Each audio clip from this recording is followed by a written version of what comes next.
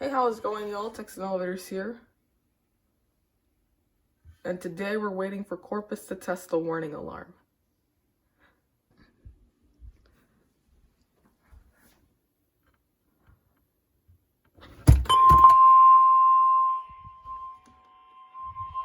This is a test of the National Weather Service NOAA Weather Radio Warning Alarm System. This test is conducted every Wednesday between 11 a.m. and noon local time, unless there is severe weather in the area, in which case the test is postponed until Thursday. Again, this is only a test. There is no severe weather in the area at this time.